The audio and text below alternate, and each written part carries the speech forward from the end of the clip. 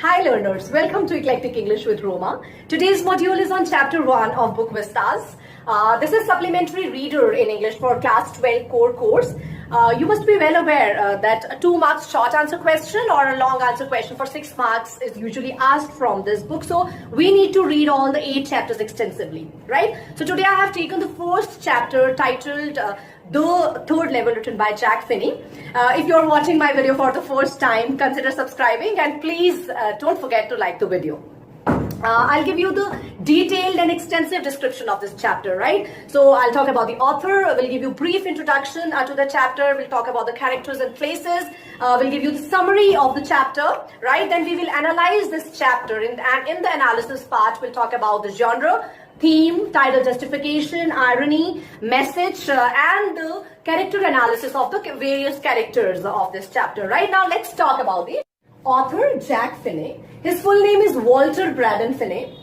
This is his timeline. He was born in the year 1911 on October 2 and died in the year 1995 on November 14. He was a famous American author. Finney was born in Milwaukee, Wisconsin. He attended Knox College in Galesburg, Illinois and graduated in the year 1934. He moved to New York with his family and later on he moved to California in the early 1950s. Later on he died of pneumonia in Green Bay, California at the age of 84. His best known works are science fiction and thrillers including The Body Snatchers and Time and Again. His short stories collection include Someone Who Knows Told Me in the year 1943 and The Widow's Walk in the year 1947. Apart from that, his short stories collection include The Third Level, which he wrote in the year 1957, and this chapter is a part of it, right? Various novels which Finney wrote are Against the House 1954 and later on the movie was made based on this novel in the year 1955, right? Another novel which he wrote was The Body Snatchers, which he wrote in the year 1955 and later on which was converted into a movie in the year 1956, right? He has various awards to his credit and he achieved World Fantasy Award, which was his life achievement award. Now we need to understand the concept of escapism, right? In very simple terms, it means fantasizing or daydreaming or wool gathering, right? The people who practice escapism are the escapists, right? Or they are also termed as drapetomaniacs. Now what do these drapetomaniacs do? They have an overwhelming urge to run away from the reality, right? So escapism is the mental diversion from unpleasant or the boring aspects of daily life, right?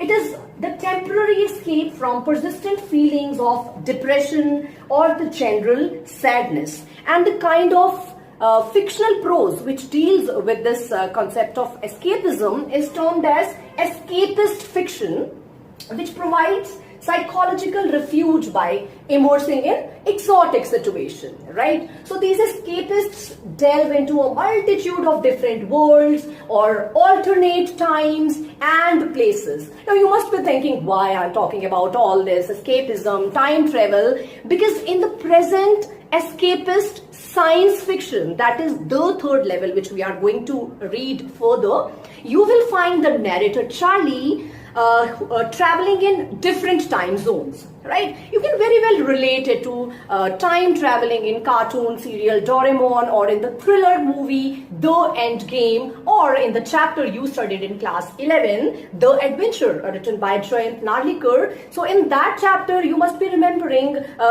Professor Guy Thornday traveled back to a completely historically different time zone, right?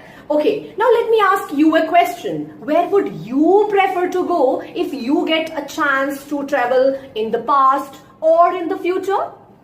I'm sure you would have your own choiced preference as per your interest, right? Similarly, the narrator of this story, The Third Level, has his choiced preference. Now, where he would go? How would it happen? You will get answer to all your queries once you will read the text. So I strongly recommend to enjoy and read the text. The setting of the story revolves between two different time zones, that is pre-World War and post-World War, right? post-World War in the year 1950s in New York, and pre-World War in the year 1894 in Galesburg, Illinois. Actually, the narrator of our story wishes to go back to Illinois in the year 1894. Why? Because of the harsh realities of war.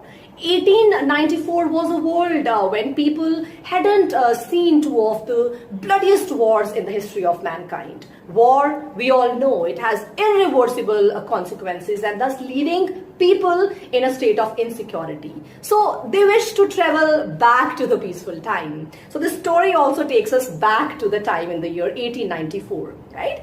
So this story is also about modern day problems and how common man tends to escape reality by various means.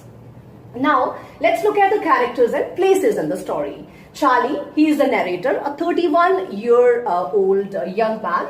Sam Wiener, he is Charlie's friend, he is a psychiatrist. Louisa is Charlie's wife. A clerk, he was a ticket window clerk. President Cleveland, he was an American politician who was a 22nd and 24th President of America. He served at two different terms, 1885 to 89 and 1893 to 1897. Grand Central Station, this is railway station in New York City. The World, it's a newspaper, name of the newspaper which was published, which used to be published in 1894. Galesburg, it's a city in Knox County, Illinois, right? Illinois is a state between Midwestern and Great Lakes regions of the US. Now let's take a closer look at the story. Now the brief summary of this chapter, which I'll explain through the help of this mind map or story map. So the story begins with a mention of third level, which was actually Charlie's hallucination, right? So this is a story of a 31-year-old man, Charlie, who hallucinates and reaches the third level of Grand Central Station. The story begins in a mock serious manner with a mention of a third level at the Grand Central Station, which in reality has only two levels, right? And Charlie is quite aware that only two levels exist, but he himself has experienced the third level. So he goes to meet his friend psychiatrist, right? So considering this whole scenario, Charlie had a word with his friend Sam Wiener about the existence of third level, right? And his friend Sam explained that Charlie was experiencing waking dream wish fulfillment, which in other words is called hallucination, because Charlie was unhappy in his life and the burden of modern problems were somewhere pushing him to experience the existence of something not present. So he comes to reconciliation with the reality. So having no concrete proof of third level, Charlie agreed with his psychiatrist friend, but he still wondered about the existence of third level of the Grand Central Station. Charlie begins to believe in the possibility that he has been experiencing all this to escape the harsh realities of the modern world, and even his stamp collecting was also considered a sort of asylum or an indicator of this escape, right? But he somewhere contradicts his thoughts by sharing that his grandfather started his stamp collection when there was no war, when they had not seen the consequences of war, there was peace, harmony and security. So how can stamp collecting be an act of escaping the reality? So he further supported his argument by saying that even President Roosevelt collected stamps, right? Now he takes us back to the time, right? He will talk about the discovery of third level, right? So he takes us back to the time and starts explaining how he found third level, right? So how it happened? One fine evening while rushing home, he decides to take the subway from the Grand Central Station in New York. He was in his normal state of mind, not wanting to escape anywhere, and all he wanted was to be with his wife Louisa at that hour, right? And he entered Grand Central Station from Vanderbilt Avenue. He took the stairs to the first level of the station. Then he went down to the another floor to reach the second level from where the suburban trains leave, right? Therefrom, he entered an arched doorway and got lost, right? It was nothing unusual for him because there were many occasions when he bumped into new corridors and new doorways. However, this time it was something different. He loses his way and something unique occurs. And what was that? He visits the third level. So this was an architecturally old station, totally different from the two familiar levels, that is level 1 and level 2, right? Moreover, this third level was old, was like an old small room with fewer ticket counters and train gates, a wooden information booth, wavering open flame gas lights and brass spittoons, right? He observes people here were in old style clothing. They were wearing derby hats and gold watches. He notices a Currier and Ives locomotive, and all this reminds him of the architecture of the 1800s, right? And when he noticed the date in the newspaper, The World, it's the name of the newspaper, he sees it was written 11 June 1894. He concludes that it was basically the time before the deadly wars, right? And he was intensely shocked. He was not sure he had traveled back. He had traveled 56 years back in time, right? So he had a sudden urge to travel to Galesburg, Illinois, right? So realizing that he has gone back in time, immediately he went to the ticket counter to get the tickets for Galesburg, Illinois for him and his wife, right? He always wanted to travel to Galesburg with his wife, Louisa. And it was a wonderful town, according to him, with lots and lots of greenery. And he describes how things were different in 1894, before the two world wars took place, right? But when he tries to buy the tickets, he realizes that he needs old currency, right? So he goes for currency exchange, right? So during the lunch hour, the next afternoon, Charlie withdraws all his savings, nearly $500 US, to buy old style currency notes, right? But he failed to find the third level, right? But unfortunately, he could never find the way to the third level corridor again, despite hard efforts. Charlie narrates this incident to Sam, the psychiatrist, and Sam that time concluded that the third level is nothing but a mere figment of Charlie's imagination, right? Then he heard the news that Sam had suddenly disappeared. Wow. So the sudden and shocking news was that Sam, the psychiatrist, disappeared out of the blue. And Charlie suspected that he had gone back to Galesburg, right? So he, just to appease his emotions, he resorted to stamp collection again, right? Charlie had inherited the hobby of stamp collection from his grandfather, and someday, while looking at the stamp collection, Charlie finds a letter that was earlier not there in his collection, right? Also, it has a postmark on a faded 6 stamp with a picture of President Garfield on it. Further, the envelope read as 18 July 1894 to Charlie's grandfather in Galesburg, and it addresses Charlie. It actually was a letter from Sam Wiener, his friend, the psychiatrist, right? So Charlie somehow succeeds in finding an evidence related to the third level's existence. The letter he found was addressed to him by his psychiatrist friend Sam.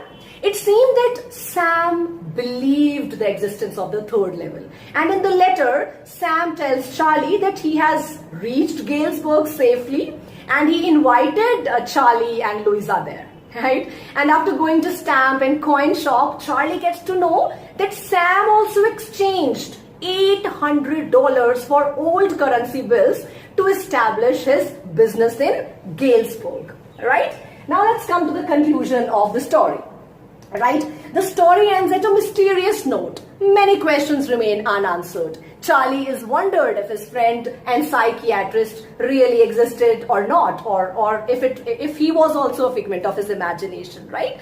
So the story brings us to a conclusion, right? So the story brings us to a conclusion that people find it hard to make peace with unpleasant things they come across in their life, and common man's craving for peace and security. So like any common man, Charlie too appreciates the so-called pleasures of everyday life. He wants to stay in the past because why he wants to stay in the past? because he finds that 1894 is much more secure and serene. So Charlie wanted a transient relief from the harsh realities of life. I hope you have understood the story. Now let's come to the analysis part of this chapter. Let's know what is the genre of this chapter. It is a piece of fictional prose, and in that the category is science fiction, right? Now the theme of this chapter. The story dwells on the theme of escapism, right? The story clearly explores the concept of time travel. Jack Finney explores the mentality of a common man. He succeeds in exposing the vulnerable side of common man. Charlie, in his panicked state, he hallucinated about the third level at the Grand Central Station. So he traveled in his mind. He traveled to the third level in his mind, right? Moreover, it's a story about common man's craving for peace and security, right? Then repercussions of war. The world in 1894 hadn't seen the repercussions of war. Because of the insecurities that came with war, Charlie wanted a transient relief from the harsh realities of life. Now let's look at the message. The message is quite clear, right? Escapism is not only a psychological refuge from the grim realities of the present day world, but also it is a desire to stay with the past or to keep the past alive in the complexities of the present, right? So we also learn that people find it hard to make peace with the unpleasant things in life. We realize that past and future are mere illusions. We exist in the present, which is all there is. Now, significance of this title. Jack Finney's story, The Third Level, interweaves fantasy and reality. The third level is a medium of escape. It's an extended metaphor, right? Actually, it's a medium of escape and it's a creation of his mind, right? There are only two levels, right? And this third level is creation of Charlie's mind, fantasy and whim, right? So since the chapter deals with the third level at the Grand Central Station, New York, so this title, The Third Level, is perfect for the story. Now let's know what is the irony in this story, right? So despite hard efforts, when Charlie tries to find the third level, he cannot, right? His friend Sam suddenly disappears and he knows he is in the third level, right? So the biggest irony is that it's Sam, his friend, the psychiatrist. He's the same man who told Charlie that the third level was just a figment of his imagination, and he himself stepped back into the past and is enjoying the best it has to offer. Let's look at the main characters of the story. Charlie, he is the protagonist of the story. Charlie is a true representative of modern man. He is also a victim of stress, insecurity and fear. He yearns to lead a good and simple life of his grandfather's time, when things were pretty nice and peaceful, that was free from a modern razzle, dazzle, sophistication and material comforts. So he is an escapist and wants to escape the world of harsh realities he was in. Moreover, he is an imaginative person. Hence, on the wings of his imagination, he takes flight to the non-existent world that was the third level at the Grand Central Station. And now the character sketch of Louisa. Louisa is Charlie's wife. She is loving and caring towards her husband. However, she is a very simple lady. She refuses to accept the psychiatrist's observation that her husband is unhappy, and on being told that modern world is full of insecurity, fear, etc., she feels satisfied with the psychiatrist's explanation. But when Charlie talks to her about his predicament regarding the third level, she gets alarmed and advises him not to look for the third level anymore. So she was somewhere worried about the discovery of the third level. Now next, the character sketch of Sam Wiener. He is Charlie's friend as well as he's a psychiatrist. He is a typical city boy, right? When Charlie shares his visiting the third level, he tells him that he is having a waking dream wish fulfillment, right? Moreover, he tells him that he is looking for ways to escape the reality. So somewhere Charlie was not happy in his life. That is why he wants to go back to the past, right? And he does not believe in mixing up his profession with his friendship, right? He easily gets fascinated by Charlie's description of Galesburg, Illinois, right? So he was fascinated by his description. He also wanted to go to Illinois, right? He believed in Charlie's description about Illinois that it's a wonderful town with big old frame houses, huge lawns, tremendous trees lining the streets, etc. He is also affected by the pulls and pressures of modern life that he thinks of escaping to the peaceful world of Galesburg of 1894, right? And in the end, he discovers the third level of Grand Central Station and goes there. Moreover, he writes a letter from Galesburg, Illinois to Charlie and Louisa, and he invites both of them to come there and never stop their finding the third level.